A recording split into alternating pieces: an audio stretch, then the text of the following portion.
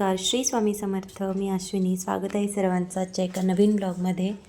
नेहमीप्रमाणेच आजच्या दिवसाची सुरुवातसुद्धा खूप छान झालेली होती.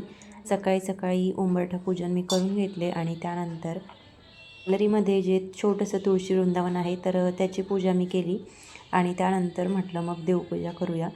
तर सगळ्यात आधी इथे पूजा करून घेतली. त्याआधी मी ही जी सगळी गॅलरीची जागा आहे ती झाडून घेते, पुसून घेते आणि त्यानंतर इथे पूजा करते. कारण धूळ माती जी आहे ती दिवसभरात इथे भरपूर जमा होते, म्हणून मग आधी झाडून घेते आणि त्यानंतर तुळशीची आणि शिवलिंग जे आहे तर त्याची पूजा करते. तर आज छान असे बेलपत्र माझ्याकडे होते तर ते सुद्धा मी इथे शिवलिंगावरती अर्पण केले आणि त्यासोबतच गळतीसुद्धा मी अधूनमधून शिवलिंगावरती ठेवते. तर सध्या ऊन खूप आहे त्यामुळे गॅलरीमध्ये नेटसुद्धा बांधायचं आहे, पण ते बऱ्याच दिवसांपासून लावायचं आहे पण लावणं होत नाही. पण आता ऊन खूप आहे त्यामुळे तुळशीवरती आणि सगळ्या झाडांवरती शिवलिंग जे आहे ते उन्हामध्ये दिवसभर राहतं, त्यामुळे आता ते लवकर बांधायचं आहे. कारण उन्हाळा सुरू झालेला आहे आणि दिवसभर ऊन खूप राहतं, त्यामुळे झाडंसुद्धा भरपूर खराब होतात आणि दिवसभर झाडांना सुद्धा मिळत नाही आणि सकाळी आणि संध्याकाळी जरी झाडांना पाणी घातलं तरी देखील जी आहे तर ती बऱ्यापैकी कोरडीच राहते. तर छान असं सकाळचं देवपूजा माझी चाललेली होती. रोज सकाळी आणि संध्याकाळी तुळशीजवळ दिवा लावलाच पाहिजे, पण बऱ्याच वेळा मला सकाळी दिवा लावणं शक्य होत नाही. पण अधूनमधून एखादा दिवस असा होतो की दिवा जो आहे तो सकाळी तुळशीजवळ लागत नाही, पण त्या दिवशी छान असा निवांत वेळ असतो आणि सगळी कामे पटापट आवरतात. त्या दिवशी मी सकाळी तुळशीजवळ दिवा लावते. तसा तर संध्याकाळी आपण सगळीकडे दिवे लावतोच, पण सकाळी शाळेची घाईगडबड असते आणि मुलांचं आवरायचं असतं, त्यामुळे सकाळच्या घाईगडबडमध्ये अशा कामांना उशीर होते आणि सगळी कामं थोडेफार मागे पुढे होतातच. पण कितीही म्हटलं किंवा कितीही वेळ काढून कामं केली तरी देखील एखाद्या वेळेस एखाद्या कामाला उशीर होतोच आणि एखादं काम राहूनसुद्धा जातं. तर असा तुळशीजवळ दिवा लावला की आपल्यालासुद्धा प्रसन्न वाटतं आणि घरामध्ये सुद्धा खूप छान पॉझिटिव्हिटी वाटते. त्यामुळे इथे दिवा जो आहे तो मी नेहमी लावते. एखाद्या वेळेस लावायचं राहून जातं आणि धूपसुद्धा लावून घेते. तसा तर धूप आणि दिवा दोन्हीही भरपूर वेळेस राहतात, कारण दिवासुद्धा मी स्टँडमध्ये ठेवते आणि धूपसुद्धा छोटंसं स्टँड आहे तर त्याच्यामध्ये ठेवत असते. तर छान अशी तुळशीची पूजा माझी करून झालेली होती. त्यानंतर खूप छान वाटत होतं, कारण सकाळी सकाळी अशी पूजा आपण जेव्हा करतो तेव्हा खूप प्रसन्न वाटतं. तर आता हे अगदी छोटंसं तुळशीचं रोप आहे. माझ्याकडे भरपूर तुळशीची रोपं होती, पण ती सगळी खराब झाली, त्यामुळे ती सगळी काढून टाकावी लागली आणि त्यानंतर मग हे छोटंसं तुळशीचं रोप मला मिळालं तर तेच मी लावलं. तर छान आहे. आता ते छान त्याची काळजी घ्यायची आहे आणि ते छानपैकी मोठं होईल. तर इथे हे सुद्धा एक शेवंतीचं छोटंसं रोप लावलेलं आहे. तर हे नर्सरीमधूनच आणलेलं आहे, पण जशा मोठ्या साईजमध्ये घेतो आपण तर छोटी साईजसुद्धा होती, तर मी छोटंच घेतलं. म्हटलं आता यालासुद्धा आपण मोठं करू शकतो. फार मोठं न घेता मग मी छोटे छोटेच 1-2 शेवंतीचे रोपं घेतले होते. तर असं हे माझं छोटंसं गार्डन आहे. तर त्यामध्ये हे सोनचाफ्याचं एक झाड लावलेलं आहे, तर त्याची सगळी पानं गळून गेली होती. आता परत त्याला नव्याने पानं यायला लागली, पण त्याला फूल अजूनही आलेलं नाही. कारण मी जेव्हा ते नवीन आणलेलं तर तेव्हा फक्त त्याला 2च फुलं आली आणि त्यानंतर त्याला एकही फूल आलं नाही. तुम्हाला जर कोणाला माहिती असेल की याला कुठलं खत घालावं किंवा काय घातलं म्हणजे या झाडाला छान अशी फुलं येतील तर मला कमेंट करून नक्की सांगा. नक्कीच तो उपाय करेल. तर छान अशी माझी तुळशीची पूजा झालेली होती. त्यानंतर मग देवपूजा करायला घेतली. तर देवपूजा नेहमीसारखीच माझी चालली होती. एखाद्या वेळेस मी पंचामृत करते किंवा मग एखाद्या वेळेस फक्त कच्च्या दुधानेच सगळ्या देवांना अभिषेक घालते. आता ते सगळं त्या वेळेनुसार मी करते, कारण बऱ्याच वेळा कधीतरी मुलांना स्कूल असतं आणि त्याच दिवशी पौर्णिमा असेल तर स्कूलमध्ये मुलं गेल्यानंतर मग जसा वेळ असतो तसं मी पटकन आवरून घेते आणि त्यानंतर मग सत्यनारायणची पूजा असेल किंवा आणखीन काही कामं असतील तर ती करते. अशी जर घाई गडबड असेल तर त्या दिवशी मी फक्त कच्च्या दुधाने देवांना स्नान घालून घेते, अभिषेक घालते. तर ज्या वेळेस वेळ असतो तर त्यावेळेस पण ज्यावेळेस मला भरपूर असा वेळ असतो तर त्यावेळेस मी पंचामृताने सगळ्या देवांना अभिषेक घालून घेते। तर प्रत्येक गुरुवारी किंवा शुक्रवारी किंवा मधात जेव्हा केव्हा मला वेळ असतो तर त्यावेळेस मी सगळ्या देवांना पंचामृताने स्नान घालते। आणि तसं तर आपण पौर्णिमा किंवा हे सण वगैरे असला तर त्यावेळेस तर सगळ्या देवांना पंचामृताने स्नान घालतच असतो। तशीच माझी रोजची पूजा जी आहे तर ती नेहमीची होत असते। तर इथे छान अशी पूजा माझी आजची झालेली होती। त्यानंतर छान असा धूप लावून घेतला, अगरबत्ती लावून घेतली, देवांना अगरबत्ती ओवाळून घेतली आणि त्यानंतर आरती करून घेतली। आता आरती झाल्यानंतर मी माझी नित्यसेवासुद्धा करते। तर नित्यसेवेमध्ये स्वामींच्या 11 माळी करते।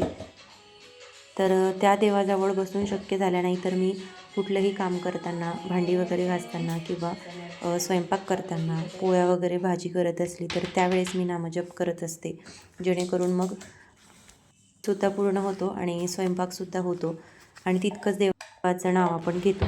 हे छान अशी माझी देवपूजा झालेली होती आणि त्यानंतर मग मी नित्यसेवेला सुरुवात केली। श्री गणेशाय नमः। भक्तजन तारणार्थ यतिरूपे श्री दत्त भूवरी प्रगट होत अक्कलकोटी वास केला। जे जे झाले त्यांचे भक्त त्यात श्रेष्ठ स्वामी सुत। एकदा त्यांचे चरित्र महादोष जातील। प्रसिद्ध मुंबई शहरात हरिभाऊ नामे विख्यात। आनंदे होते नांदत निर्वाह करती नोकरीने। कोकणाप्रती राजापूर तालुक्यात इटिया गाव सुंदर। हरिभाऊ तेथील राहणार जात मराठी तयांचे। ते होत त्या गावाचे होते संपन्न पूर्वीचे। त्याच गावी तयांचे माता बंधू राहती। मुंबईत तयांचे मित्र ब्राह्मण उपनाव पंडित। ते करिता व्यापार त्यात तोटा आला तयाची। एके समय पंडितांनी स्वामी कीर्ती ऐकली गाणी। तेव्हा भाव धरोणी मनी नवस केला स्वामी ते। जरी 8 दिवसात मी होईन कर्जमुक्त तरी दर्शना त्वरित अक्कलकोटी येईन। हरिभाऊ आणि त्यांचे मित्र अफूचा व्यापार करीत त्यात आपण नुकसान सत्य येईल ऐसे वाटले। त्यांनी काढली एक युक्ती बोलावणी पंडिताप्रती। सर्व वर्तमान त्या सांगती म्हणती तया काय करावे। त्या माझी माता तिजपाशी भिक्षा मागाता आवश्यक म्हणून तत्वता जननी जवळी पातला। ऐसे बाईनी पाहुनी क्रोधाविष्ट अंतकरणे म्हणे तुझी हे करणी लोकापद कारण। एकुण्या मातेची उत्कृती दाता निज प्रती बोलती। एक सुखे तुच्छ गती माते आजपासून पुत्राचे एकुणी वचन उदास झाले तिचे मन। असो दादा गोसावी होऊन स्वामी भजनी रंगिले। काही दिवस झाल्यावरी मग आले मुंबापुरी। स्वामी सुतांच्या गादीवरी बसून या संस्था चालविली। इति श्री स्वामी चरित्र सारामृत नाना प्राकृत कथा संमत सदा प्रेमळ स्वरिसोत अष्टमोध्याय गुढहा। श्रीरस्तु शुभम भवतु।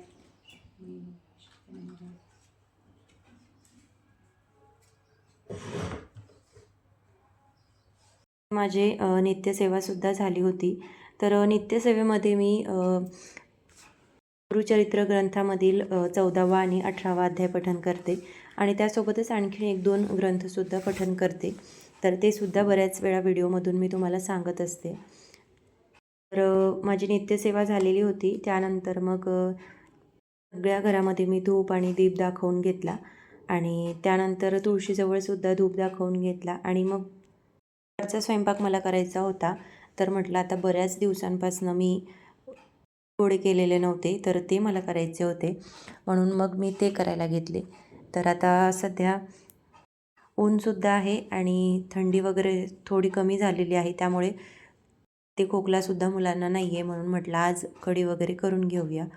तर छान अशी कढी मी केली आणि त्यासोबतच त्याच्यामध्ये गोळे टाकायचे होते। तर बऱ्याच वेळा जास्त गोळे टाकले की मग कढी खूप घट्ट होते आणि गोळेसुद्धा फुटून जातात। त्यामुळे मग मी 1-2च गोळे कढीमध्ये टाकते आणि त्यानंतर बाकीचे गोळे जे आहे तर ते असे वाफवून घेते, जेणेकरून मग मुलांना तेच जास्त आवडतात। कारण कढीमध्ये जे टाकलेले गोळे असतात तर मुलं ते खात नाही, कारण ते थोडे नरम झालेले असतात। पण जे वाफवलेले गोळे असतात तर ते थोडेफार थोड्या वेळानंतर कडक होतात, तर मुलांना ते खायला खूप आवडतात। तर माझी मुलं जे आहे तर त्याच्यावरती तेल टाकून किंवा मीठ लावून नुसते ते गोळे खातात, तर त्यांना तसे आवडतात। म्हणून मग मी बाजूला एका कढईमध्ये चाळणी ठेवली आणि त्याच्यामध्ये गोळे जे आहे तर ते तयार करून घेतले। तर आता हे कढी गोळ्यांसाठी गोळेसुद्धा मी बऱ्याच वेळेस तुम्हाला व्हिडिओमधून दाखवलेले आहे, त्यामुळे म्हटलं आज चला डायरेक्ट गोळे जे आहे तर ते तयार करून घेऊया। म्हणून मग गोळे मी आधीच तयार करून घेतले आणि चाळणीमध्ये छानपैकी वाफवून घेतले। आता गोळे छानपैकी तयार झालेले होते, त्यानंतर कढीसुद्धा झालेली होती, तर कढी मी खाली उतरवून घेतली आणि मग भाकरी टाकायला घेतल्या। आता मुलांना स्कूलमध्ये भाकरी दिल्या की ते खात नाही, तसेच परत आणतात, त्यामुळे म्हटलं आज घरी आल्यानंतर त्यांच्यासाठी भाकरी करूया। कारण घरी आपण आग्रहाने त्यांना खाऊ घातलं मग ते खातात. म्हणून म्हटलं आज मुलं घरी यायच्या आधी छान असं स्वयंपाक करून ठेवते, त्यानंतर मग सोबत जेवण करूया. तर इथे मी भाकरी वगैरे टाकून घेतल्या. आता माझ्याकडे साधं म्हणजे ज्वारीचं जे पीठ आहे तर ते नव्हतं, त्या बाजरीचं पीठ होतं, म्हणून मग मी बाजरीच्याच भाकरी टाकल्या. तसं तर मी सगळेच पीठ जे आहे तर ते नेहमी दळून एकत्रित ठेवते, पण बऱ्याच वेळा असं होतं की सगळे पीठ जर थोडे थोडे जरी असले तरी मग आपण रोजच सगळ्या भाकरी करतो असं नाही. कळण्याच्या असो किंवा मग ज्वारीच्या असो किंवा बाजरीच्या असो किंवा बट्ट्यांचं पीठ असो, तर हे सगळं जर एकत्रित आणलं तर ते भरपूर दिवस जातं आणि त्यामुळे बऱ्याच वेळा त्याला कीड लागते किंवा मग त्याच्यामध्ये जाळंसुद्धा होतं. तर असं बऱ्याच वेळा झालेलं आहे. त्यामुळे मग मी आता फक्त एखाद्याच पिठाचं दळून आणते. जेव्हा आपण गव्हाचं पीठ आणतो तर त्यावेळेस फक्त ज्वारीचं आणते किंवा मग ज्वारीचं संपल्यानंतर दुसऱ्या वेळेस बाजरीचं आणते. ते संपल्यानंतर मग बट्ट्यांचं आणते. म्हणजे मग एकच पीठ आपल्याला व्यवस्थित खाता येतं आणि त्याच्याकडे लक्षसुद्धा दिलं जातं. कारण बऱ्याच वेळा पीठ जे आहे ते 2-4 प्रकारचे जर ठेवले की मग एखाद्या वेळेस त्याच्याकडे लक्षसुद्धा जात नाही आणि ते तसंच पडून राहतं. म्हणून मग मी आता फक्त एखादंच धान्याचं पीठ जे आहे तर ते तयार करून घेते. तर रोज पोळ्या असतात आणि मग एखाद्या दिवशी भाकरी केल्या जातात किंवा बऱ्याच वेळा थालीपीठ करते किंवा खिचडी असते. त्यामुळे 15 ते 20 दिवस तर आरामात निघून जातात. मग त्यानंतर परत दुसऱ्या एखाद्या धान्याचं पीठ मी तयार करून घेते. तर असं आता मी करते, जेणेकरून मग पीठसुद्धा खराब होत नाही आणि अगदी जास्त दिवस जर पीठ राहिलं की मग थोडंफार कडसरसुद्धा लागतं आणि भाकरीसुद्धा त्याच्या व्यवस्थित येत नाही. म्हणून मग आता मी असंच करते, एखाद्याच धान्याचं पीठ जे आहे तर ते मी तयार करून घेते. इथे छान अशा भाकरी माझ्या तयार झालेल्या होत्या. बऱ्याच वेळा असं होतं की जेव्हा मला असं वाटतं की छान भाकरी यायला हवी, तर वेळेस माझी भाकरी जी आहे तर ती खराब होऊन जाते. पण ज्यावेळेस मी एकटी जेवायसाठी असेल किंवा सहज म्हणून मी भाकर करते, तर त्यावेळेस मात्र माझी भाकरी जी आहे तर ती छान येते. तर असं बऱ्याच वेळा होतं आणि बऱ्याच जणांसोबतसुद्धा होत असेल. तर अशा भाकरी माझ्या टाकून झालेल्या होत्या आणि एक भाकरी मी शेकण्यासाठी ठेवली होती. तोपर्यंत म्हटलं चला वेळ आहे. तर दारावरती छान अशी गाडीवरची भाजी आलेली होती. तर सगळ्या भाज्या एकदम ताज्या होत्या. त्यामुळे मी 1-2 भाज्या ज्या आहेत त्या शिल्लकच घेतल्या. कारण बाजारातून जेव्हा आपण भाजीपाला आणतो तर तो 8-8 दिवस आपण तसाच फ्रीजमध्ये ठेवतो. त्यामुळे तो थोडा वेगळा लागतो आणि भाजीसुद्धा तेवढीच चव येत नाही जेवढी ताज्या भाजीची येते. त्यामुळे सध्या तरी मी अशा ज्या ताज्या भाज्या येतात तर त्याच घेते, जेणेकरून त्या खूप छान लागतात आणि चवीला खूप छान होतात. तर इथे छान असा कोथिंबीर मी घेतला होता. कोथिंबीरच्या 2 जुड्या मी घेतल्या, कारण खूप छान होता आणि त्यासोबतच गावरानसुद्धा होता आणि त्यासोबत पालकसुद्धा घेतला. तर ह्या सगळ्या भाज्या मी छानपैकी तोडून घेत होते. कारण आता म्हटलं मुलं स्कूलमध्ये गेलेली होती आणि निवांत वेळ होता आणि सगळी कामंसुद्धा माझी आवरलेली होती. तर भाज्या निवडून घेतल्या, कारण तशाच भाज्या फ्रीजमध्ये आपण ठेवत नाही. तर त्यामुळे मग भाज्या ज्या आहेत त्या सगळ्या तोडून घेतल्या आणि भाज्या ह्या अशा ती कापडामध्ये मी ठेवते आणि त्यानंतर मग ते एखाद्या प्लास्टिकच्या टबमध्ये किंवा मग एखाद्या प्लास्टिकच्या डब्यामध्ये मी ठेवत असते. तर शक्यतो मी थोडे 1-2 ट्रेस केलेले आहे आणि ट्रेमध्ये एखादा सुती कापड घेते आणि त्याच्यामध्ये भाज्या ज्या आहेत त्या ठेवते. कारण प्लास्टिकमध्ये आपण कुठलीही भाजी किंवा पदार्थ जो आहे तर तो ठेवायचा नसतो. त्यामुळे मग असा काहीतरी उपाय मी करते. तर आता सध्या ऊनसुद्धा खूप जास्त पडतं आहे, त्यामुळे फ्रीजमध्ये जरी भाज्या ठेवल्या तरी देखील त्या खूप अशा बारीक होतात आणि खूप दबल्यासारख्या होतात. त्यामुळे मग असं एखाद्या कापडामध्ये किंवा छान असं मध्ये जर आपण ठेवल्या तर त्या बऱ्याच दिवस छान अशा मोकळ्या राहतात आणि खराबसुद्धा होत नाही. म्हणून मग असे छोटे छोटे कपडे जे आहेत तर ते मी कट करून ठेवलेले आहे आणि त्याला चारही बाजूने मी शिवून घेतलं.